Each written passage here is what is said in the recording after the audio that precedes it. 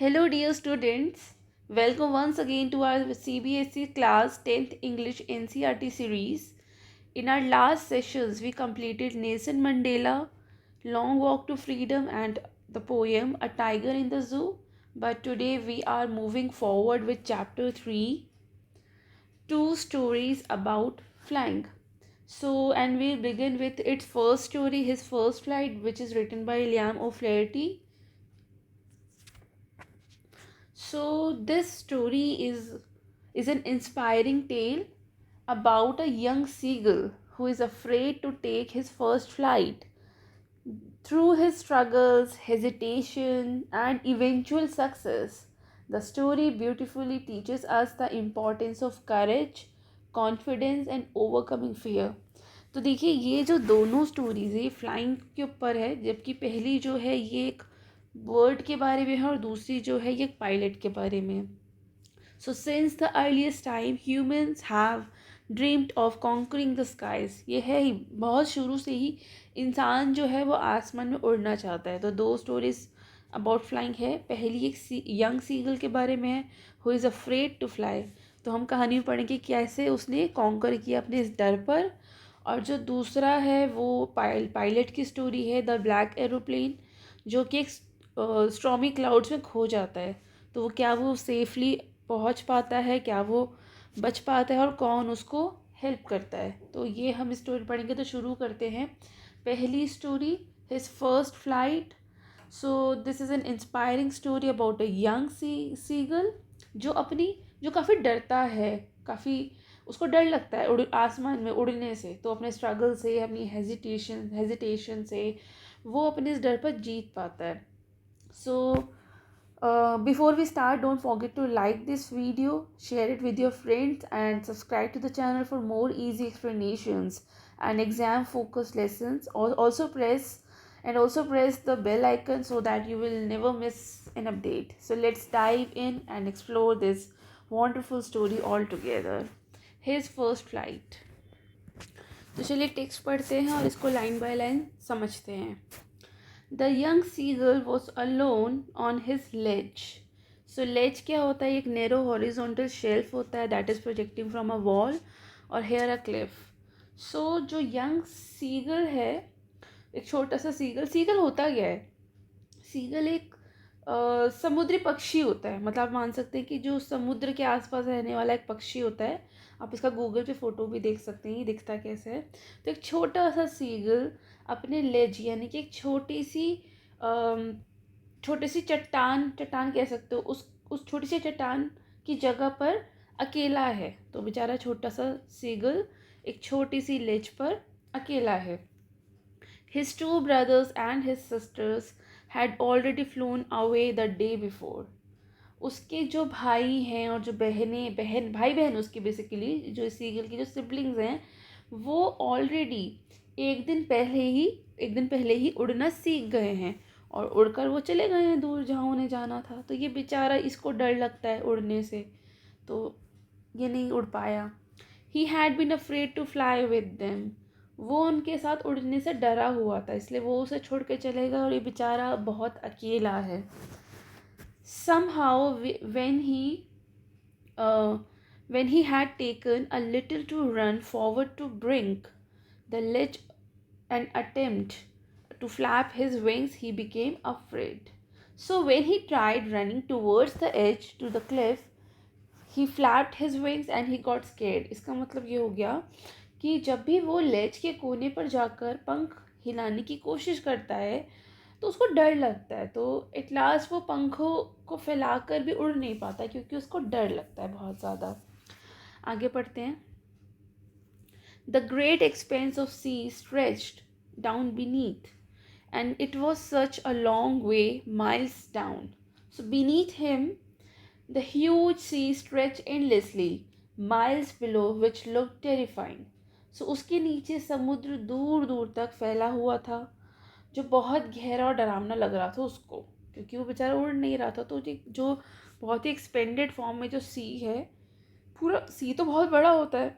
हम अगर कहीं पर बैठ के देख रहे हैं सी को, इवन थोड़ी सी अगर ऊंचाई पर भी हम देख रहे हैं सी को, तो सी का हमें एंड नहीं दिखेगा, सी इतना बड़ा होता है। तो उसको उस सी को देखकर, उस समुद्र को देख के और ज़्यादा उसको डर लग रहा है, और इस उसका जो डर है बहुत बढ़ता जा रहा है, और यही वजह है कि वो उड़ नहीं पा रहा है। He felt certain that his wings would never support him, so he bent his head and ran away back to the little hole under the ledge where he slept at night. So he was sure that his wings were too weak and wouldn't support him, so he ran back to his small hole where he used to sleep. तो उसे लगता था कि जो उसके पंख हैं उसे उड़ने में कभी मदद नहीं करेंगे, कभी भी नहीं। तो इसलिए वो भाग कर वापस उस छोटी सी जो जगह थी, जो लेज था उसका, जहाँ वो कल भी सोया था, वहाँ जाकर वो छुप जाता है। Right, next, even when each of his brothers and his little sisters, whose wings were far shorter than his own, ran to the brink, flapped their wings, and flew away, he failed to muster up courage to take that plunge which appeared to him so desperate. So even though जो उसके छोटे भाई बहन थे, जिनके पंख उससे भी छोटे थे, मतलब ये बड़ा है, ये अपने भाई बहन से बड़ा है, लेकिन और ये बड़ा है तो इसकी इट्स अ वेरी ऑब्वियस कि इसके पंख भी बहुत बड़े होंगे उनसे, और जो इसके छोटे भाई बहन उनके पंख भी इससे छोटे होंगे, लेकिन वो भी बिना किसी डर से उड़ गए। लेकिन ये हिम्मत नहीं कर पा रहा है कि ये उड़ पाए, ये अपने विंग्स को फ्लैप भी करता है, लेकिन he fail to muster up the courage. इसके पास वो करेज नहीं है ना, करेज चाहिए उड़ने के लिए। ऐसा होता है कि हमें कोई भी काम करने के लिए फ़िज़िकल स्ट्रेंथ तो चाहिए, लेकिन फ़िज़िकल स्ट्रेंथ से कहीं ज़्यादा जो हमें चाहिए वो है हमारी हिम्मत, हमारे अंदर जो एक साहस होता है ना, हमारी जो ब्रेवरी होती है, वो हमको चाहिए। हमें करेजियस जो हमारा नेचर होता है, हमें वो चाहिए, वो मेहनत, वो काम करने के लिए। तो ये क्या करता है, उसके लिए उसको लेज से जंप करना था, मतलब उड़ने के लिए उसको क्या करना था, जैसे ये लेज है, ये यहाँ बैठा है ये, तो और ये समुद्र है, तो इसको यहाँ से उड़कर ऐसे, मतलब इस जगह को, इस सपोर्ट को छोड़कर उड़ना था। ये तो रिस्क था कि वो यहाँ गिर जाएगा, लेकिन वो तो बर्ड है ना, वो तो नहीं उड़ सकता, मतलब वो गिरेगा थोड़ी। ये देखो, ये रहा लेज, ठीक है। तो इसको डर है कि ये गिर जाएगा, मतलब डर है इसके मन में। तो इसके जो छोटे भाई बहन थे वो तो छोटे पंख होने के बावजूद भी बिना किसी डर के उड़ गए, लेकिन ये वो हिम्मत नहीं जुटा पा रहा था। इसके लिए लेज से जंप करना भी बहुत ही खतरनाक काम था। His father and mother had come around and calling him to shrilly, upbraiding him, threatening to let him starve on his ledge unless he flew away. So इसके पेरेंट्स ने इसको डांटा, इसके मतलब वो इसके जो आसपास थे, ऐसा होता है ना कि जब मदर और फादर बर्ड्स होते हैं वो आसपास ही होते हैं, जब तक उनके बच्चे बर्ड्स जो हैं, जब तक वो उड़ना नहीं सीख जाते। तो इसके फादर और मदर, जो कि खुद भी सीगल थे, उन्होंने इसको डांटा, इस पर चिल्लाए कि तुम उड़ उड़ उड़ो। इन्होंने इसको श्रेली भी बोला, ठीक है, इसको काफ़ी डांटा, इस पर चिल्लाए, इवन इसको धमकी भी दी। मतलब ये इसके पेरेंट्स जो इसके आसपास थे, उन्होंने इसको डांटा, इस पर चिल्लाए, इसको धमकी भी दी कि अगर उसने उड़ना नहीं सीखा, अगर वो उसने उड़ान नहीं भरी, तो वो यहीं पर ही इसी लेज पर बिना खाने के भूखा मर जाएगा। मतलब उसे भूखा मरने देंगे, वो उसको दाना नहीं ला के देंगे। होता ये है कि जो पेरेंट बर्ड्स होते हैं वो अपने बच्चों के लिए खाना लेकर आते हैं ढूंढ ढूंढ के, जब तक उनके बच्चे घोंसले में रह रहे होते हैं और उड़ना नहीं सीख पाते। तो लेकिन क्या होता है कि अभी तक तो इसके पेरेंट्स लेके आ रहे थे, तो उन्होंने धमकी भी दी कि तुम उड़ना नहीं सीखोगे ना, तुम उड़ान नहीं भरोगे, तो हम तो तुम्हें कुछ नहीं ला के देंगे, और यहाँ इस चट्टान पे तो इस लेज पे तो तुम्हें खुद से खाना तो मिलेगा ही नहीं, तो तुम्हें भूखा मरना पड़ेगा। मतलब इसको धमकी तक दे दी, तुम भूखे मर जाओगे अगर तुम यहाँ से नहीं उड़े तो। But for the life of him he could not move, but no matter what he simply couldn't move due to fear. मतलब ये हुआ कि इसको भूखे रहने का भी डर इसके उस डर से बहुत छोटा था, मतलब ये जो डर था ना इसको उड़ने का, ये डर इसका बहुत ज़्यादा था, डर के मारे वो एक कदम भी आगे नहीं बढ़ा, मतलब वो इसी लेज पर रह गया। That was 24 hours ago। ये बात है ऑलमोस्ट एक दिन पुरानी, 24 घंटे पहले की। Since then nobody had come near him. तब से उसके पास कोई नहीं आया, उसकी कोई फैमिली, उसके भाई बहन भी उड़ गए, उसके पेरेंट्स भी अब नहीं आए उसके पास। The day before all long he had watched his parents flying about with his brothers and sisters, sorry brothers and sister, इसके दो भाई थे और एक बहन है ना, और एक ये खुद, ये 4 सिबलिंग्स हैं। Perfecting them in art of flight, teaching them how to skim the waves and how to dive for fish. So एक दिन पहले, जब ये उड़े नहीं थे उससे पहले, इसके पेरेंट्स ने इसको सिखाया था। He saw his parents teaching his siblings how to fly properly. उसने देखा था कि उसके जो मम्मी पापा हैं, बर्ड है उसके, वो उसके भाई बहन को सही तरह से उड़ना सिखा रहे थे। वो उनको ये भी सिखा रहे थे कि कैसे स्किम करना है वेव्स को। मतलब they were also teaching them how to glide above the waves and dive into sea to catch fish. मतलब ये कि वो उड़ने के साथ साथ वो ये भी सिखा रहे थे कि समुद्र के ऊपर जो लहरें होती उनके ऊपर कैसे उड़ना है, क्योंकि उन्हीं के ऊपर उड़ते उड़ते ही वो फ़िश पकड़ेंगे। ऐसे थोड़ी कि वो फिशिंग करने कहीं जाएंगे, नहीं, वो लहरों के ऊपर ही उड़ेंगे समुद्र के, और वहीं से उन्हें फ़िश पकड़नी है। तो ये भी वो उसको, मतलब इसके सिबलिंग्स को सिखा रहे थे, और वो इसको भी सिखा रहे थे, लेकिन ये डर के मारे सीख नहीं रहा था। He had in fact seen his older brother catch his first herring, endeavor it, standing on a rock. So इसने ये भी देखा कि इसका एक जो बड़ा भाई है, उसने ये अपनी फर्स्ट हेरिंग, हेरिंग होती है एक फ़िश होती है ये, हाँ, सॉफ्ट वाइट सी फिश होती है ये, इसने अपनी पहली शिकार, अपनी फर्स्ट फिश पकड़ी पहली बार, और उसको प्राउडली खाया इसने। ठीक है। सो मतलब उसने अपने बड़े भाई को पहली बार मछली पकड़कर फ़क्र से उसको खाते हुए देखा, अपनी पहले शिकार को।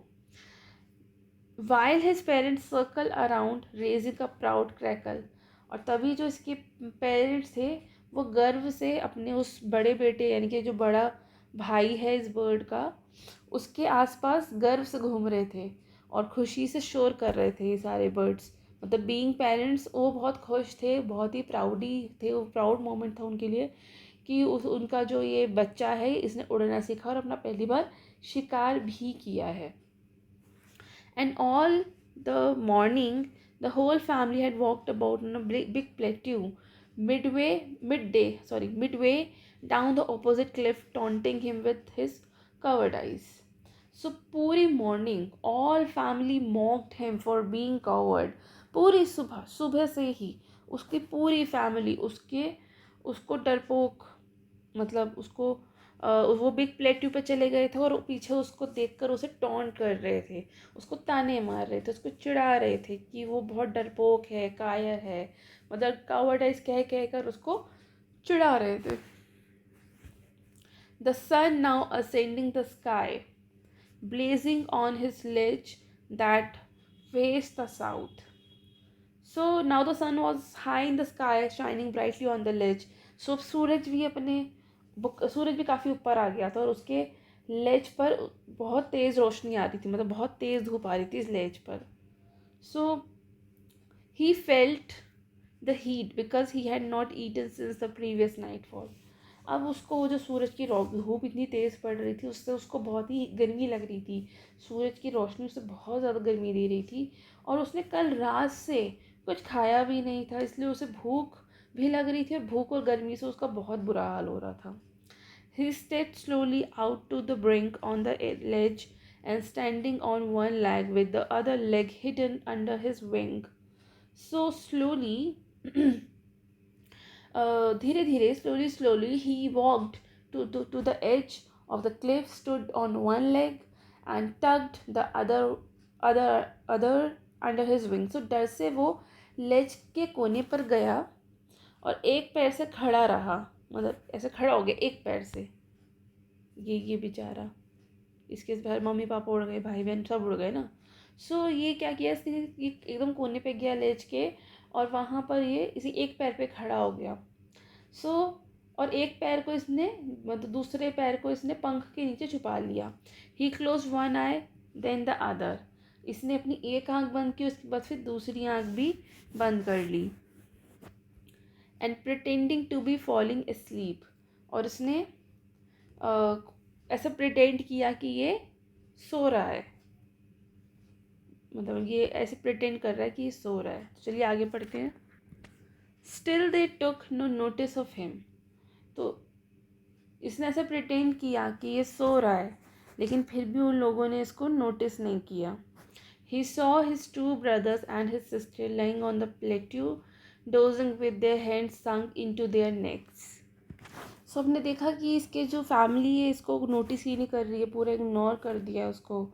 सो उसने देखा कि इसके जो भाई हैं, दो भाई और इसकी बहन, they are resting on the plateau half sleeve with head tucks in. तो उसने देखा कि उसके जो भाई बहन हैं प्लेट्यू पर आराम से सो रहे हैं, अपने सर गले में झुकाकर, मतलब अपने विंग से अपने मतलब अपने विंग से अपने सर को कवर करके वो लोग सो रहे हैं।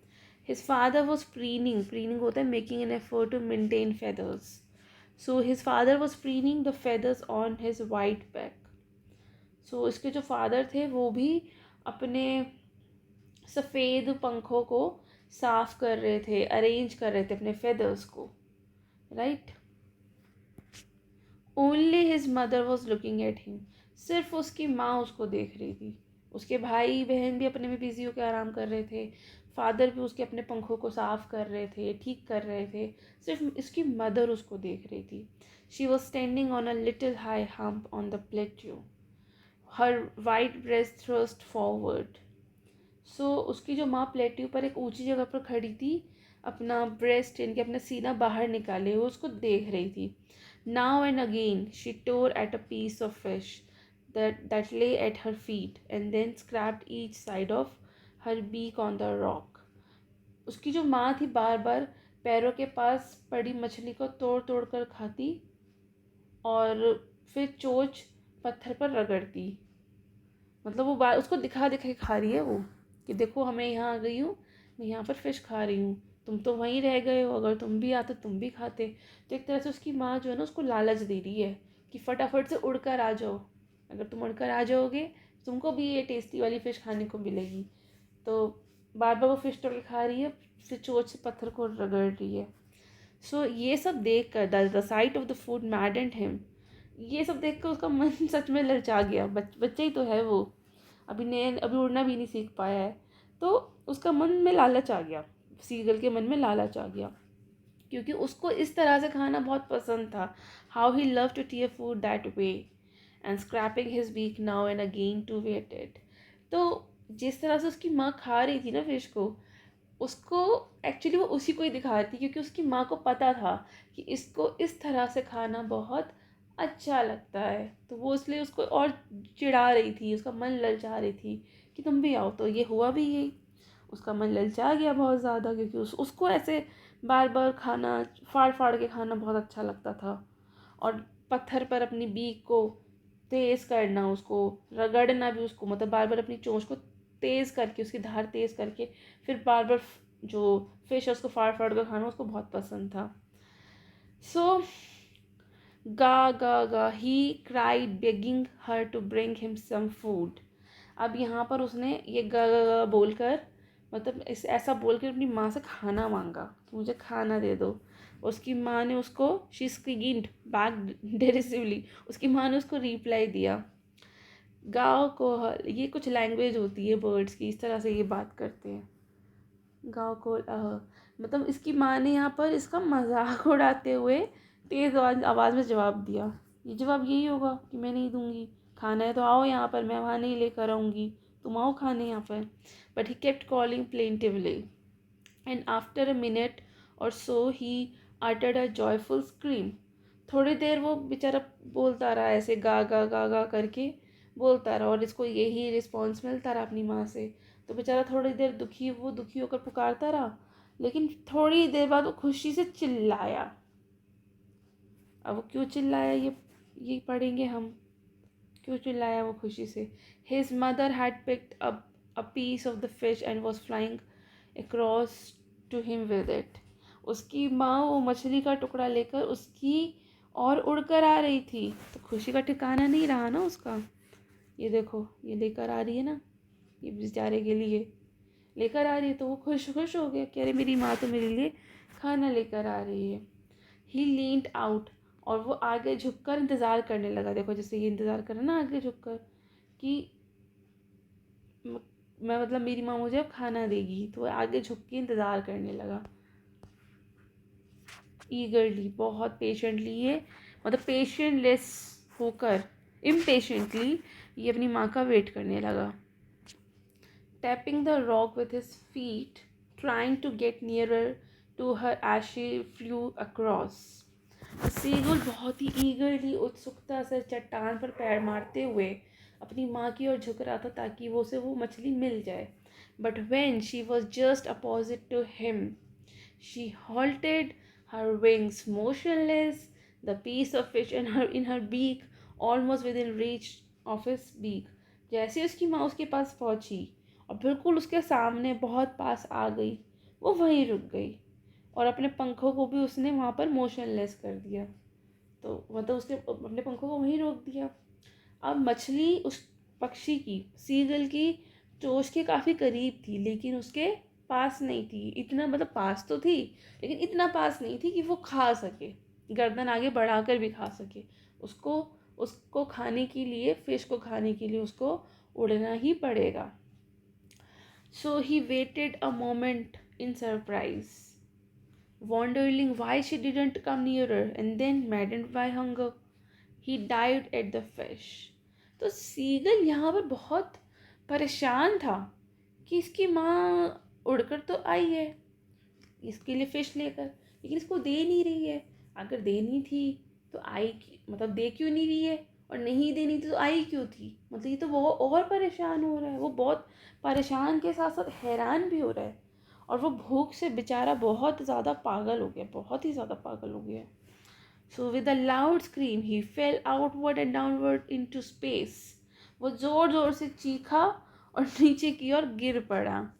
Then a monstrous terror seized him, that and his heart stood still.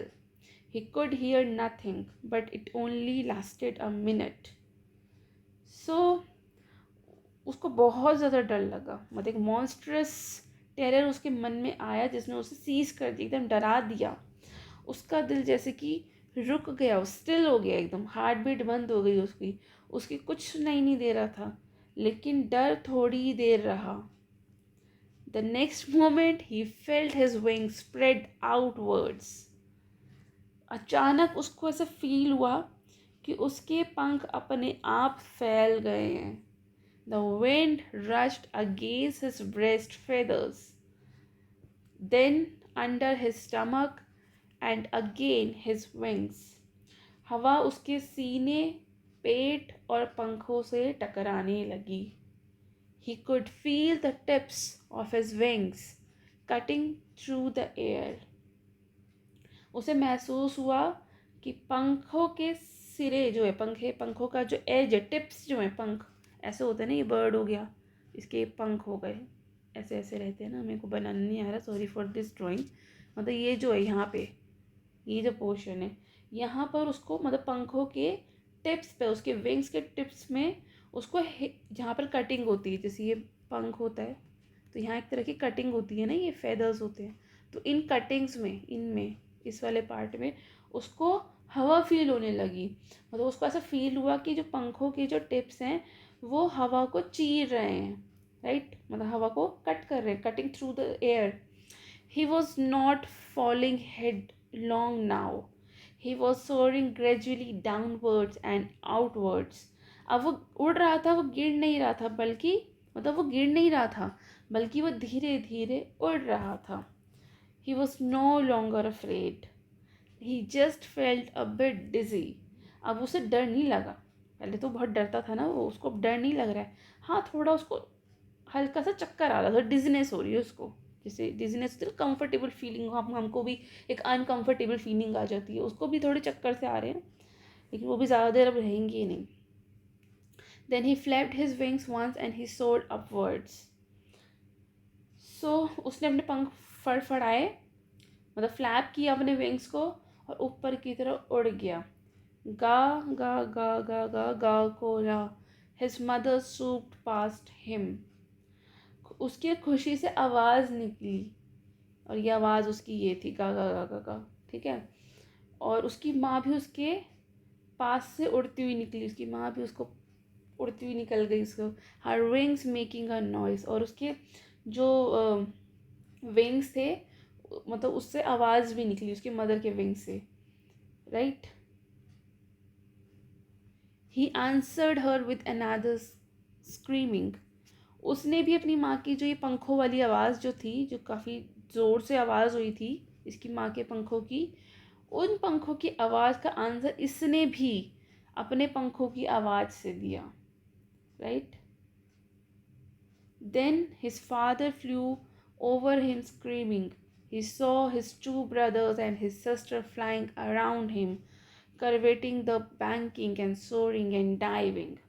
So ये सब देखकर इसके फादर भी आ गए उसके पास. वो भी चिल्लाते हुए पंखों से, पिता उसके जो फादर थे वो भी पास से चिल्लाते हुए निकले. उसके भाई बहन भी उसके पास आके उड़ने लगे, अलग अलग तरीक़ों से उसको उड़ते देख रहे थे. मतलब ये जो बेचारा सीगल है, फाइनली इसने उड़ना चालू कर दिया. Right. Then he completely forgot that he had not always been able to fly, and commended himself to dive and soar and curse shriekingly shrilly. So अब तो वो भूल ही गया, ये बेचारा सीगल तो भूल ही गया था कि वो कभी उड़ नहीं पाता था. मतलब वो बिल्कुल भूल गया, बल्कि वो तो बहुत अच्छा उड़ रहा था, अपने भाई बहनों से भी ज़्यादा अच्छा उड़ रहा था. वो ही इज़ वो कविट कर रहा था, लीपिंग लाइक अ हॉर्स. तो वो काफ़ी अच्छा उड़ रहा था. He was near the sea. he was he was near the sea now, flying straight over it, facing straight out over the ocean. वो समुद्र के ऊपर, लहरों के ऊपर उड़ रहा था, और सामने उसके ओशियन था, मतलब बड़ा महासागर था. सी से बड़ा होता है ना ये ओशियन. सी मतलब समुद्र या सागर, और ओशियन मतलब महासागर. तो उसके सामने महासागर था. He saw a vast green sea beneath him, with little ridges moving over it, and he turned his beak side and cawed amusedly. उसने अपने नीचे देखा कि एक हरा भरा समुद्र था, छोटी छोटी लहरें उठ रही थी. वो खुश होकर चोंच से आवाज़ निकालने लगा. His parents, his brothers and sister had landed on this green flooring ahead of him.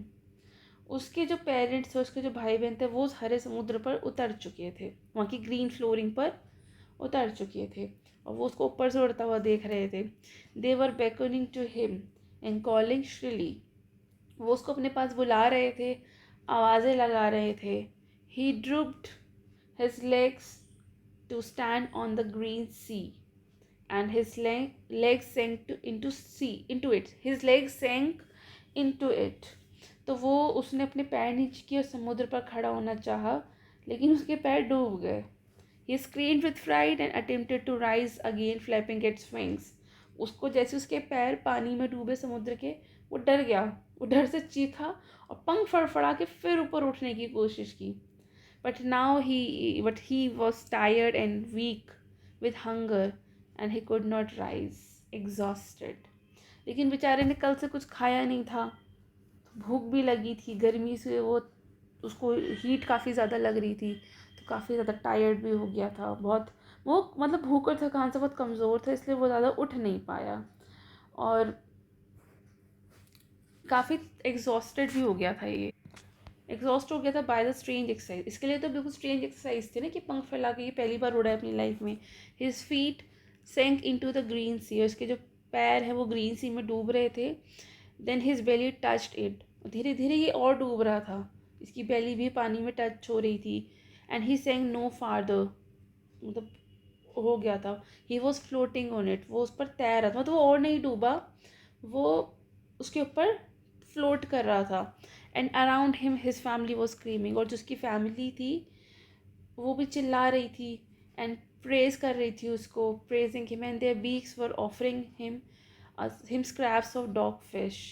और उसकी जो बीक्स, मतलब उनकी जो बीक्स थी, मतलब उसकी फैमिली की, वो उसको ऑफ़र कर रही थी कुछ स्क्रैप डॉग फिश के। और इस तरह से वो पहली बार उड़ा और उसने अपनी फर्स्ट फ्लाइट की। जैसे वो जब डूबने लगा, लेकिन फिर भी वो उड़ रहा था, मतलब वो समुद्र की सतह पर तैरने लगा, उसका परिवार खुश होकर चिल्ला रहा था, उसको प्रेज कर रहा था। और उसके लिए उन्होंने अपनी बीक्स में कुछ जो उनके पास फिश के टुकड़े थे वो भी दिए, और अंत में उसने अपनी पहली फ्लाइट पूरी की। इस कहानी में हमने देखा कि एक छोटा सा सीगल जो है वो उड़ने से डरता है, उसका परिवार उसे उड़ना सिखाना चाहता है, लेकिन डर की वजह से वो कोशिश नहीं करता है। और भूख लगने पर उसकी माँ उसे मछली दिखाकर अपने पास बुलाती है। मछली लेने की कोशिश में वो जो क्लिफ था उससे कूद पड़ता है। शुरुआत में उसे बहुत डर लगता है, लेकिन धीरे धीरे उसके पंख अपने आप फैल जाते हैं और वो उड़ना सीख जाता है। तो उसका परिवार गर्व से उसको इनकरेज करता है, प्रेज़ करता है, प्रोत्साहित करता है। और इस तरह से वो अपनी first flight, his first flight वो कंप्लीट कर लेता है। तो इस कहानी से हमें यही सीख मिलती है कि डर डर हमें हमेशा आगे बढ़ने से रोकता है। तो हमें उस डर से जीना चाहिए। हमने पिछले चैप्टर में पढ़ा था कि बहादुर इंसान वो होता है, मतलब करेजियस पर्सन वो होता है, वो नहीं होता कि जिसको डर नहीं लगता। मतलब नेल्सन मंडेला ने भी यही कहा था कि बहादुर इंसान वो नहीं है कि जिसको डर नहीं लगता तो उसे हम बहादुर कह देंगे। ब्रेव इंसान, करेजियस इंसान वो होता है जो अपने डर पर जीत पाता है। तो ये सीगल भी ब्रेव निकला, इसको लोग कावर्ड कावर्ड बोलते थे, उसको कायर बोलते थे, लेकिन वो कायर नहीं निकला क्योंकि उसने अपने डर पर जीत पाए। तो डर हमें आगे बढ़ने से रोक सकता है, लेकिन हमें हिम्मत और कोशिश करते हमें हमें हिम्मत रखनी चाहिए और कोशिश करते रहना चाहिए। हिम्मत और कोशिश से हम किसी भी डर को हरा सकते हैं। और हाँ, ज़िंदगी में चाहे ये सीगल की फ़र्स्ट फ्लाइट हो या ज़िंदगी में आपकी कोई भी पहली चीज़ हो, उसको लेना, उस पहले स्टेप को लेना हमेशा ही मुश्किल होता है। चाहे आपकी पढ़ाई हो, चाहे आपकी जॉब हो, चाहे आपका बिजनेस हो, चाहे आपका कोई भी लाइफ में कोई भी काम हो, पहला स्टेप हमेशा मुश्किल ही होता है। लेकिन अगर आप उस डर से ओवरकम कर जाते हैं, उस फियर से, और अपना पहला जो जो कि सबसे मुश्किल कदम था, अगर आप उसको उससे उस उसको उठा लेते हैं, उससे बाहर आ जाते हैं, उसमें सक्सेसफुल हो जाते हैं उसको लेने में, तो आप समझ जाइए कि अब आपकी सफलता की शुरुआत हो चुकी है। सो सेल्फ जो बिलीव होना बहुत ज़रूरी है। आप अपने आत्मविश्वास और अपनी फैमिली के सहयोग से कुछ भी असंभव चीज़ को भी संभव बना सकते हैं। तो चलिए नेक्स्ट स्टोरी पढ़ते हैं, the black aeroplane. Black aeroplane भी काफ़ी अच्छी स्टोरी है, फ्रेडरिक फॉसेट ने लिखी थी। ये कहानी थोड़ी सी मिस्टीरियस वाली है, तो ये आपको पढ़ने में बहुत अच्छा लगेगा। ये स्टोरी काफ़ी थ्रिलिंग है, मिस्टीरियस स्टोरी है। इसमें एक पायलट होता है जो कि एक काफ़ी डेंजर स्टॉर्म से गुज़रता है और उसकी ज़िंदगी बच जाती है। उसको लगता नहीं कि वो बचेगा, मतलब काफ़ी ख़तरनाक तूफ़ान होता है जब ये प्लेन उड़ा रहा होता है, अपना एरोप्लेन उड़ा रहा होता है, लेकिन फिर भी इसकी लाइफ बच जाती है और एक ब्लैक एरोप्लेन उसकी आकर उसकी लाइफ को बचाता है। लेकिन एंड में क्या होता है ये हम पढ़ेंगे, क्योंकि ये मिस्ट्री है तो अभी बताना ठीक नहीं होगा। तो चलिए पढ़ते हैं second story about first flight, about flying. Second story black aeroplane. तो चलिए पढ़ते हैं। The moon was coming up in the east behind me, and the stars were shining in the clear sky above me. Pilot यहाँ पर, ये first narrative में है, pilot यहाँ कह रहा है कि चांद ईस्ट डायरेक्शन से निकल रहा है जो कि उसके पीछे था, मतलब वो उसके ऑपोजिट डायरेक्शन के, वो वेस्ट में जा रहा है और आसमान बिल्कुल साफ था जिसमें तारे चमक रहे थे। There was not a cloud in the sky I was happy to be alone high up above the sleeping countryside. आसमान में एक भी बादल नहीं था। पायलट बहुत खुश है, मतलब कि वो बहुत ज़्यादा खुश है कि वो अकेला अपने एरोप्लेन में ऊंची उड़ान भर रहा था। नीचे पूरा का पूरा जो शहर है, गांव है, जो पूरा का पूरा जो कंट्री साइड है वो सो रहा है। ये मतलब ये रात का समय है। I was flying my old Dakota aeroplane over France back to England. तो पायलट अपने ओल्ड डेकोटा एरोप्लेन से फ्रांस के ऊपर से निकल जा रहा है। और वो जा कहाँ रहा है? इंग्लैंड में, इंग्लैंड जा रहा है, मतलब फ्रांस से निकल रहा है और जा वो इंग्लैंड रहा है। ठीक है। I was dreaming of my holiday and looking forward to being by with my family to being with my family. I looked at my watch 1:30 in the morning. So उसका दिमाग छुट्टी के बारे में सोच रहा है, वो सपने देख रहा है कि मैं अपने घर जाऊंगा छुट्टियों में, अपनी फैमिली के साथ टाइम स्पेंड करूंगा, फैमिली के साथ खुशी खुशी छुट्टियां बिताऊंगा। तभी उसने अपनी घड़ी देखी जिसमें समय हो रहा था 1:30 AM, यानी कि morning. I should call Paris control soon, I thought. तो पायलट ने सोचा कि मुझे पेरिस कंट्रोल टावर को अपनी पोजीशन बतानी चाहिए। जो पेरिस कंट्रोल टावर है ना, वहाँ पर ये जो कंट्रोल टावर्स होते हैं ना, हर देश में हर शहर में होते हैं। तो वहाँ पर पायलट्स को अपनी पोजीशन, अपनी लोकेशन शेयर करनी होती है टाइम टू टाइम। तो ये इसने सोचा कि चलो मैं अपनी भी पोजीशन बता देता हूँ पेरिस कंट्रोल को।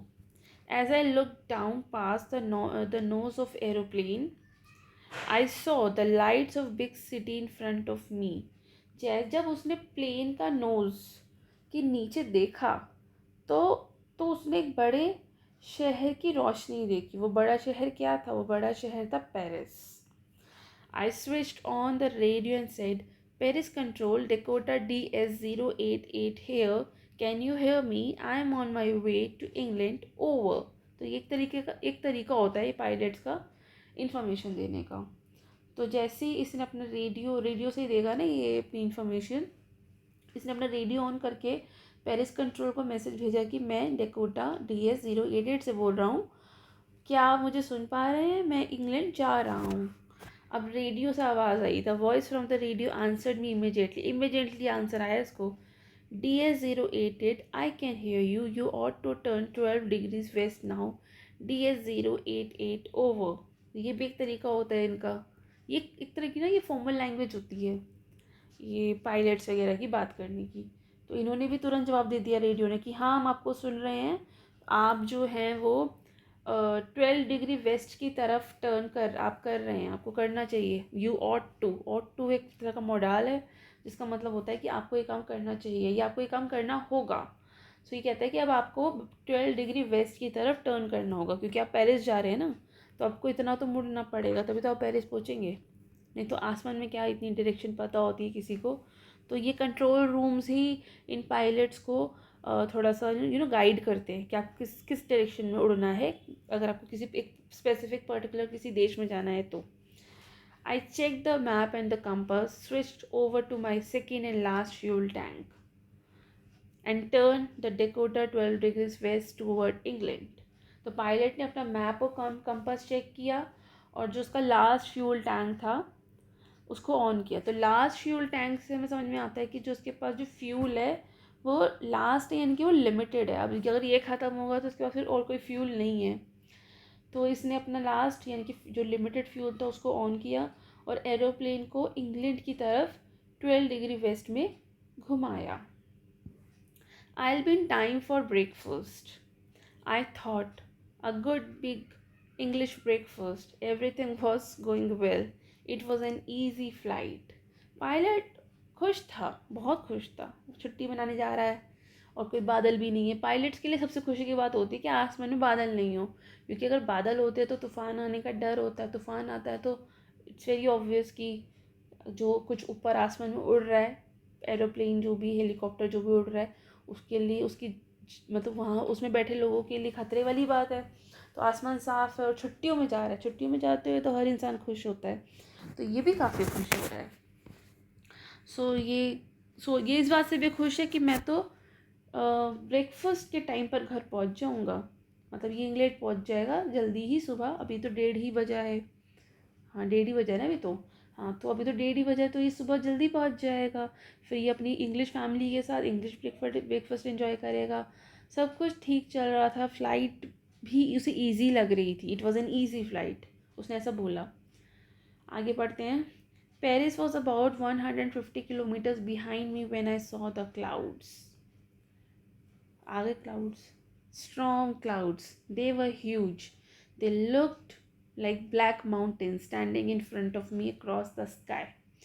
जब पेरिस 150 किलोमीटर पीछे छूट गया, मतलब जब इसने अपनी इन्फॉर्मेशन वहाँ दी थी पेरिस कंट्रोल को, वहाँ से जब ये 150 किलोमीटर आगे आ गया तो सामने उसे बहुत बड़े स्ट्रॉमी क्लाउड्स दिखे, ब्लैक क्लाउड्स दिखे। ब्लैक ब्लैक बादलों का मतलब ये है कि बारिश होगी, तूफान आएगा। वो ऐसे लग रहे थे, वो काले काले बादल ऐसे लग रहे थे कि जैसे आसमान में काले पहाड़ खड़े हों और आसमान के अंदर पहाड़ हों, ऐसे लग रहे थे। I knew I could not fly up and over them and I did not have enough fuel to fly around them to north or south. इसको पता था कि ये उनके ऊपर से नहीं जा सकता, ना उनके पास में से जा सकता है, ना नीचे से जा सकता है। क्यों? क्योंकि इसके पास क्या नहीं है, ज़्यादा फ्यूल नहीं है। लास्ट फ्यूल टैंक यूज़ किया है ना। अब देखो बादलों को अगर उसके साथ में से निकल के जाना है तो इट्स वेरी ऑब्वियस कि उसको ज़्यादा फ्यूल चाहिए। या नीचे से जाना है या ऊपर से जाना है, ऊपर नीचे से आई गेस शायद पॉसिबल नहीं होगा। हम अगल बगल से ही जा सकते हो, या तो उसके लेफ्ट में मुड़ जाओ या उसके राइट में मुड़ जाओ, मतलब बाहर बाहर से चले जाओ। लेकिन तब हमें ज़्यादा, तब पायलट को ज़्यादा फ्यूल चाहिए, तो उसके उनके ऊपर से या पास में तो वो नहीं निकल सकता था, क्योंकि वो नॉर्थ या साउथ घूम कर नहीं निकल सकते थे, क्योंकि उनके पास ज़्यादा फ्यूल नहीं था। सो इसने क्या बोला, I ought to go back to Paris. मुझे, मतलब इसने ऐसा सोचा कि मुझे लगता है पेरिस तो जाना पड़ेगा। But I wanted to get home, I wanted that breakfast. So उसने सोचा कि मुझे वापस पेरिस लौट जाना चाहिए, लेकिन उसका मन तो घर जाने का था, वो ब्रेकफास्ट करने का था, उसके लिए वो ज़्यादा इंटरेस्टेड था। मतलब वो बहुत चाहता था कि वो अपने घर जाए, फैमिली के साथ ब्रेकफास्ट करे। अब वापस 150 किलोमीटर लौट के जाना, फिर फ्यूल मिले कब मिलेगा, कब जाएगा, सेकंड फ़्लाइट कब उड़ेगी, उसमें तो ब्रेकफास्ट तो फैमिली के साथ मिस हो जाएगा। अब वो ये रिस्क नहीं लेना चाहता था, तो मतलब वो ये वाला रिस्क नहीं लेना चाहता था कि मैं ब्रेकफास्ट छोड़ दूँ। तो उसने दूसरा रिस्क ले लिया। I take the risk, I thought, and flew that old Dakota straight into the storm. तो पायलट ने डिसाइड किया कि मैं रिस्क लूँगा और अपने डेकोटा को सीधा स्ट्रॉम के अंदर उड़ा दिया, मतलब बादलों के अंदर। चलिए पढ़ते हैं आगे। Inside the clouds everything was suddenly black. It was impossible to see anything outside the aeroplane. जैसे ही प्लेन बादलों के अंदर गया, इट्स वेरी ऑब्वियस, काले बादल से सब कुछ काला हो गया। एरोप्लेन के बाहर कुछ भी दिखाई नहीं दे रहा था उसको। The old aeroplane jumped and twisted in the air. I looked at the compass, I could not believe my eyes. The compass was turning round and round and round. It was said it wouldn't work. The other instruments were suddenly dead too. I tried the radio. So, पुराना Dakota plane हवा में हिल रहा था। मतलब ये जब अंदर गया तो इसको सब कुछ ब्लैक हो गया, कुछ दिखाई नहीं इसको, और जो इसका जो प्लेन था वो एकदम से हिलने लगा। और पायलट ने कंपास देखा और उसे अपनी आंखों पर विश्वास ही नहीं हुआ कंपास को देखकर। मतलब क्यों नहीं हुआ उसको? क्योंकि कंपास भी जो है, उसने देखा कि जो पायलट के सामने कंपास है वो घूम रहा था, काम नहीं कर रहा था। उसके सारे ही इंस्ट्रूमेंट्स मतलब वो फेल हो गए, सडनली डेड हो गए। Compass turning round round and round, पूरा घूम रहा था गोल गोल, डेड हो गया था, काम नहीं कर रहा था। सारे इंस्ट्रूमेंट, दूसरे इंस्ट्रूमेंट डेड हो गए। तो इसने रेडियो को ट्राई किया कि चलो पेरिस कंट्रोल से ही बात कर ली जाए। तो उसने बोला, Paris control can you hear me? There was no answer. The radio was dead too. Radio भी फेल हो गया, रेडियो से भी उसको कोई जवाब नहीं मिला. I had no radio, no compass and couldn't see where I was. तो अब उसके पास ना कंपास था ना रेडियो था, कुछ दिख भी नहीं रहा था. अब वो स्ट्रॉम के अंदर खो गया था. I was lost in the storm. खो गया वो उसके अंदर. Then in the black clouds quite near me I saw another aeroplane. अब उसने क्या देखा कि जो ये ब्लैक क्लाउड में था ना, ये उसने देखा कि एक और एरोप्लेन वहाँ पर है. तो उसने देखा कि उसके पास एक और एरोप्लेन उड़ रहा है. वो था ब्लैक एरोप्लेन. उसके विंग्स पर लाइट नहीं थी, लेकिन वो क्लियरली स्ट्रॉम के अंदर उसके साथ फ्लाई कर रहा था. मतलब it had no light on its wings, but I could see it flying next to me through the storm. तो इसके पास एक प्लेन था, एरोप्लेन था, बट उसमें कोई लाइट वगैरह नहीं थी. ये देख रहा था कि वो भी उसके साथ उड़ रहा है. आई could see the pilots face turned towards me. I was very glad to see another person. He lifted one hand and waved. So उसने उस एरोप्लेन के पायलट का चेहरा देखा जो उसकी तरफ मुड़कर देख रहा था. पायलट ने अपना हाथ उठाकर उसको वेव किया. Follow me, he was saying follow me. तो उस ब्लैक एरोप्लेन का पायलट कह रहा था कि मेरे पीछे आओ, मुझे फॉलो करो. He knows that I am lost. I thought he is trying to help me. तो अब डेकोटा के पायलट ने सोचा कि उसे पता तो है कि मैं खो गया हूँ, मतलब उसे पता है मैं खो गया हूँ, तो वो मेरी मदद ही कर रहा होगा.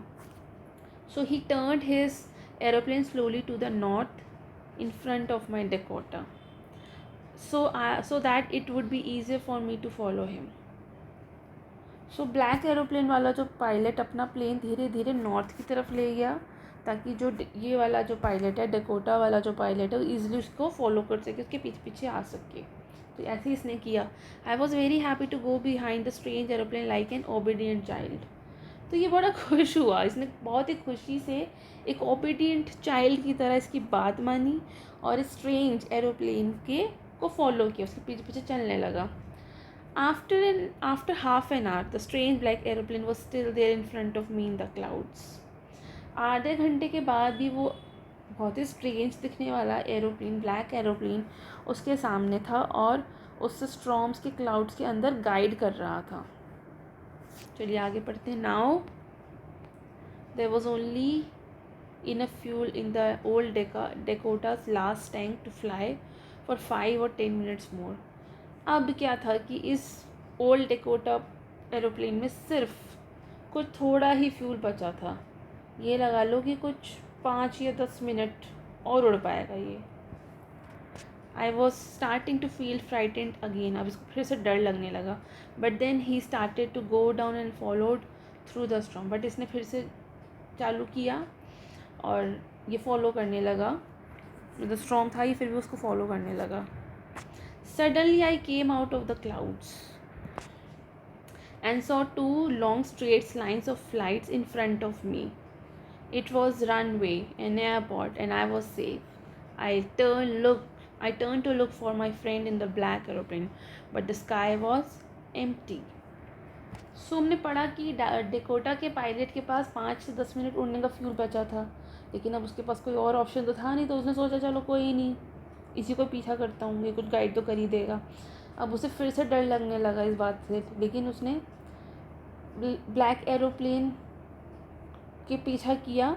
और जैसे ही ये ब्लैक एरोप्लेन नीचे की तरफ उतरना शुरू हुआ, डेकोटा का पायलट, डेकोटा जो ये एरोप्लेन है इसका भी पायलट उसके पीछे पीछे नीचे आने लगा. सडनली इसने देखा कि स्ट्रॉम के क्लाउड्स से वो बाहर आ गया. मतलब इसने सिर्फ उस ब्लैक एरोप्लेन को फॉलो किया और जैसे जैसे उसने गाइड किया इसने वैसे वैसे उसको फॉलो किया. अचानक से स्ट्रॉम के क्लाउड से बाहर आ गया और उसके सामने एयरपोर्ट था, रनवे था, एयरपोर्ट की रनवे थी. उसकी उसे लाइट दिखी और ये बड़ा उसको रिलीफ मिला क्योंकि अब वो सेफ था. So I turn to look for my friend the black aeroplane, but the sky was empty. There was nothing there. The black aeroplane was gone. I couldn't see it anywhere. तो उसने अपने उस दोस्त black aeroplane वाले pilot को देखने के लिए मुड़कर देखा, लेकिन आसमान तो बिल्कुल साफ था। ब्लैक एरोप्लेन वहाँ से गायब हो चुका था, उसको वो कहीं भी नहीं दिखा, वो पता नहीं कहाँ चला गया था। I landed and was not sorry to walk away from the old Dakota near the control tower. I went a woman in the control center where I was and who the other pilot was. I wanted to say thank you. So जैसे ही pilot ने safe landing की, फिर वो control tower के पास गया और वहाँ एक लेडी उसको मिली। जैसे आप देख सकते हैं, ये कंट्रोल रूम में लेडी बैठी है। उसको उसने पूछा, उस लेडी से पूछा कि मैं ये कहाँ हूँ, मतलब ये तो मुझे दिख गया कि ये कोई कंट्रोल टावर है, तो मैं यहाँ पर सेफली हो गया, अब यहाँ से तो दूसरा फ्यूल मिल ही जाएगा। तो उसने पूछा कि भाई मैं कहाँ हूँ और वो दूसरा पायलट कौन था। मैं तो उनको थैंक यू भी नहीं कह पाया, मैं उनको थैंक यू कहना चाहता हूँ। So she looked at me very strangely and then laughed. तो उस लेडी ने बहुत अजीब नज़र से मुझको देखा, मतलब पायलट को देखा, और वो हंसी। Another aeroplane up there is in this storm? No other aeroplane was flying tonight. Yours was the only one I could see on the radar.